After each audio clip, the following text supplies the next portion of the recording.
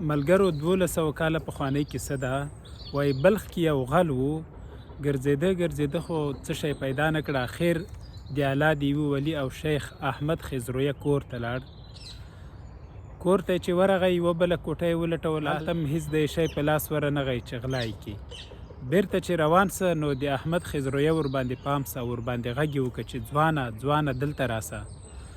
ځوان ټیټې سترګې ور روان سه، پوهېده چې دا د اعلی ولي دی، څه خو نه وایي، ضرور یوه خبره راته کوي. نو ورته ویې ویل چې زه نه غواړم ته مې ناهیلی له کوره لاړ سه. هغلته یو کوهي دی، اوبه ترې راوړه، راځه اودس او لمونځ به په ګډه وکړو او خدای مهربان ده، که څه شی په لاس راغله نو بیا به یې تا ته درکړم. ځوان همداسې وکړه، لاړ اودس یې وکړه، راغی د احمد خضرویه سره یو ځای په لمانځه ودرېده. چې لمونځ دوی خلاص کړی نه و، دروازه وټکېده. یو سړی راغی، 150 دینار یې احمد خضرویه ته راوړه. احمد خضرویه پاڅېده، همغه د 150 دینارو کڅوړه یې دې ځوان ته ورکړه. دغه ځوان سر ټیټ کړ او د اعلی ولي ته یې وویل چې تر اوسه مې ټول عمر غلا او بدکارۍ کولې، خو یوازې په یو لمانځه سره چې تا راته وویل او ما وکړ نو خدای را باندې دومره مهربان سه چې دا ما ته یې ډېر شته راکړه.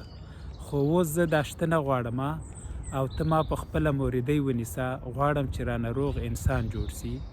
ملګرو په دې احمد خضرویه پسې ډېرې کیسې شوي دي، خو د دې کیسې مطلب دا دی چې که څوک یو لمونځ وکړي او سم یې وکړي، پاک الله ډېر څه ورکوي. ما د یو ملا نه اورېدلي وایي دغه تاسو چې یو لمونځ وکئ او سم یې وکئ نو تر بل مانځه پورې تاسو په امن یاست، یعنې له بدو چارو له بدو کارونو نه. نو بیا څوک چې د اعلی ولي سره یو ځای په لمانځه درېږي نو ضرور خو ډېرې ګټې لري. او که تاسو فکر کوئ چې لمونځ کوئ خو بیا هم له بدو چارو نه را منې کېږئ، نو سوچ وکړئ چې څنګه لمونځ کوئ. که داسې لمونځ مو وکړ لکه دې ځوان چې له احمد خضرویه سره وکړ، ضرور به تاسو بدل کړي. د روژې مبارکه میاشت ده مال چې راځه نن دا درته یوه اسلامي کیسه وکړم. ښه وخت.